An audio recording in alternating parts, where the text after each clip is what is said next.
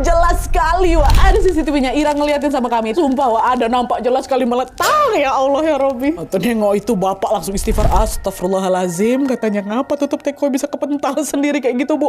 Udah gak betul rumah nih. Makin berani mereka kayak ini Bu. Kata bapak kan. Ibu bilang iya Pak ya, ngapa Pak ya, terus kita harus kayak gimana nih Pak? Kalau dibiarin terus takutnya mereka malah menjadi-jadi. Anak kita masih kecil-kecil loh semua, kata ibu. Bapak ada Bu kenalan orang yang paham soal urusan-urusan kayak gini, namanya Pak Dharma. Kenal ibu kan? Dah besok kita undang aja lah Pak Dharma ke rumah yuk Bu, kata si bapak. Dah lah tuh akhirnya singkatnya keesokan harinya Wak, Pak Dharma pun datanglah itu ke rumah setelah diajak bapak kan. Nah Pak Dharma minta izin untuk keliling rumah tuh ngecek kondisi sekitar rumah kami. Pemeriksaan itu dilakukan secara menyeluruh sampai ke setiap sudut rumah dimasukin sama Pak Dharma kan. Dan setelah selesai Pak Dharma pun segera menghampiri si bapak untuk melaporkan temuannya. Nah Pak Dharma bilang, Bapak, dulu sebelum rumah ini dibangun, lokasi rumah ini masih hutan belantara, Pak, hutan lebat. Ada banyak makhluk halus yang menghuni hutan itu. Dan saat lokasi ini sudah dibangun perumahan, makhluk-makhluk itu nggak ada yang mau pindah, Pak. Alhasil sampai sekarang mereka masih juga ada di sini. Terus mereka ikut tinggal bersama kalian di rumah ini. Dari apa yang saya lihat, setiap sudut rumah ini, Pak, ada penunggunya memang. Mereka nggak bisa diusir karena memang dari dulu mereka udah tinggal di sini sejauh sebelum Bapak sama Ibu tinggal di sini. Dengar itu kaget Bapak. Oh, berarti kejadian semalam waktu tutup teko terpental tuh gara-gara ulah mereka juga tuh Pak. Yang saya lihat sih iya, karena kayaknya tadi malam mereka ngelihat ada banyak makanan terbuka di atas meja. Mereka pikir makanan itu sengaja disiapkan buat mereka. Jadi besok makanannya jangan lupa ditutup ya, kata gitu. Memang dekat CCTV itu nampak ada makanan-makanan kayak gitu. Lupa ditutup pakai tudung saji. Bapak langsung bilang, oh baik Pak Dharma, terima kasih sarannya. Tapi untuk jangka panjangnya gimana Pak? Apa yang harus kami lakukan supaya mereka nggak ganggu lagi? Anak-anak kami masih kecil semua Pak. Ya, seperti yang saya bilang tadi Pak, kalau untuk mengusir mereka jelas itu udah nggak bisa. Tapi saya bisa bantu untuk memagari rumah ini ya, biar mereka nggak ganggu lagi. Dah lah. Nah akhirnya Bapak ya udah nurut-nurut aja waktu itu sama sarannya Pak Dharma. Bapak nggak tahu pasti nih gimana detail proses pemagaran itu, tapi yang jelas setelah rumah itu selesai dipagari sama Pak Dharma, semua gangguan pun agak mulai mereda lah, dan mereka pun bisa melanjutkan aktivitas dengan nyaman. Adalah itu setahun 2 tahun slow kami Nadia. Barulah bertahun-tahun kemudian, tepat ya tahun kemarin tuh tahun 2024, tanpa sengaja mereka melakukan sebuah kesalahan yang membuat si sosok-sosok itu balik bisa masuk lagi nak. Kesalahan apa itu masuk? Nah jadi ceritanya pada suatu hari Tante Cici lagi ngobrol Wak berdua sama Ira sama si Wawa itu di kamar. Nah lalu di tengah obrolan itu Tante Cici ini ngomong, tahu nggak Ra, tadi malam Tante mimpi aneh loh katanya. Tante mimpi apa? Tante mimpi ya lagi ada di kamar ini, di kamar kamu nih. Tapi semua dinding kamarnya ketutup sama lidi. Terus itu badan Tante tuh macam kekunci, macam ketindihan. Tante nggak bisa gerak sama sekali.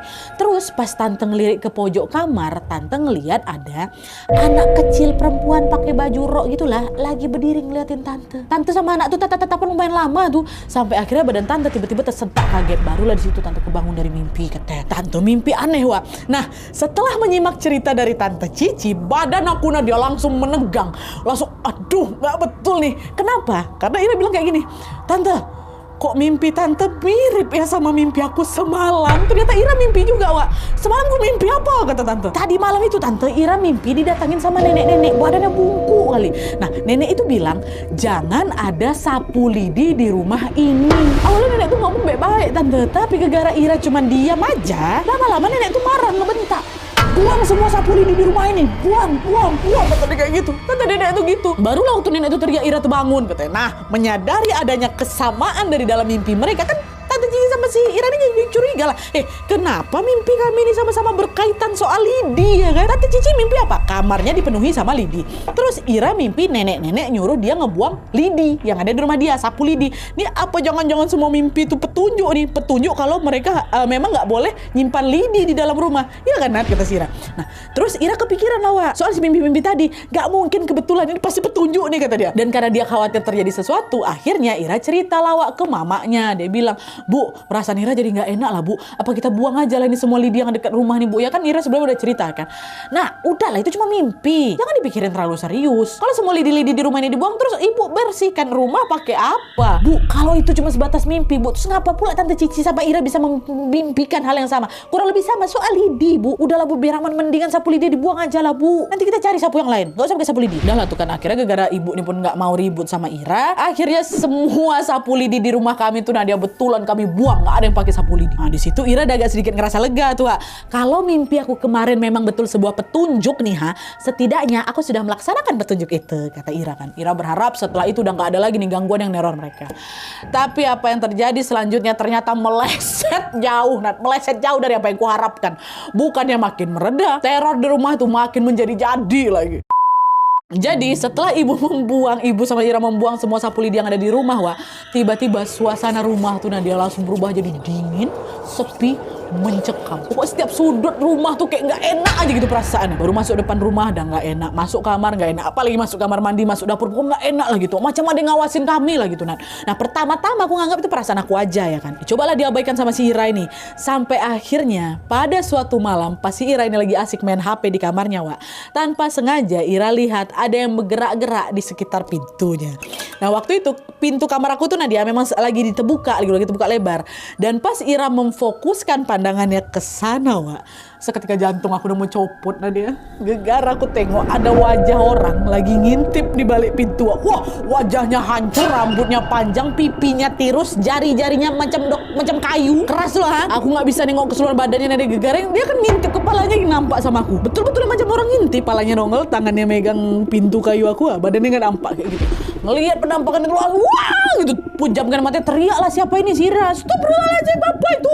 Terus waktu aku buka lagi mataku udah nggak ada sosok itu Nadia, hilang entah kemana lagi. Dan itu adalah kali pertama aku tengok hantu sejelas itu. Dan menyusul di hari-hari berikutnya, anggota keluarga yang lain juga mulai sering liatin hantu dekat rumah, diliatin penampakan semuanya, dan bentuknya juga macam-macam. Sampai akhirnya puncak dari segala puncak teror yang menimpa mereka ini dialami sama adiknya Ira yang paling kecil, yaitu El. Jadi pada saat itu si El ini baru berusia 2 tahun. Tiba-tiba dia demam parah lah Nadia selama berhari-hari ya kan. Nah, mereka udah bawa si El ini ke rumah sakit, tapi kondisinya juga belum membaik. Dibawa ke rumah sakit ini nggak baik, dibawa ke rumah sakit itu nggak baik, dibawa ke klinik pokoknya nggak baik lah. Semakin hari kondisi El ini malah makin lemas, dia nggak mau makan, dia nggak mau minum sama sekali. Bayangkan sama sekali.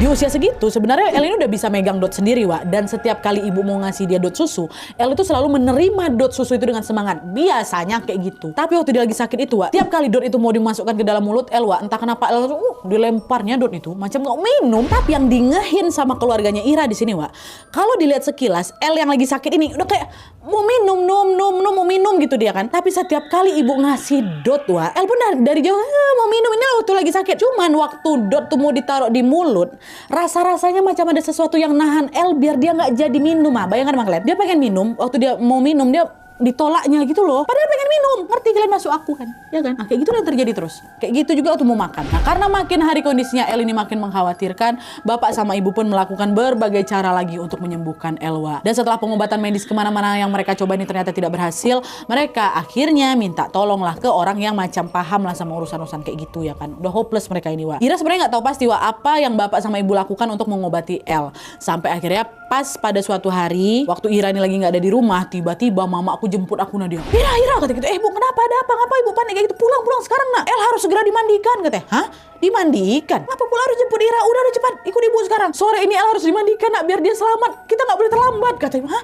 Dimandikan apa nih kata si Ira? Di situ aku nggak paham nih apa maksud mama aku nih. Maksudnya si El mau dimandiin gimana sampai butuh aku? Tapi karena Ira lihat wajah ibu betul-betul tegang kali di situ, ya udah aku nggak berani nanya-nanya lagi lah, Nadia nurut aja aku kan. Nah di sepanjang perjalanan pulang itu Ira cuma diam aja. Sampai akhirnya ibu bilang, adek El tuh sakit gara-gara diganggu sama hantu-hantu di sana nak. Ibu tadi tahu dari Tante Cici. Nah ternyata Tante Cici ini sempat konsultasi sama orang pintar kenalan yang namanya Pak Kisno. Hah? Terus Bu, ini adek El nih maksudnya diganggu gimana nih Bu? Ibu juga belum tahu detailnya kayak gimana, tapi yang jelas sekarang Tante Cici lagi ke rumahnya Pak Kisno. Bukan Pak Kisno yang ke rumah kita, Tante Cici yang ke sana. Nanti Tante Cici ini akan ngasih tahu ke kita apa yang harus kita lakukan buat ngobatin adek El gitu. Nah, dah lah kan akhirnya sesaat kemudian Ira sama ibunya pun akhirnya tibalah di rumah mereka.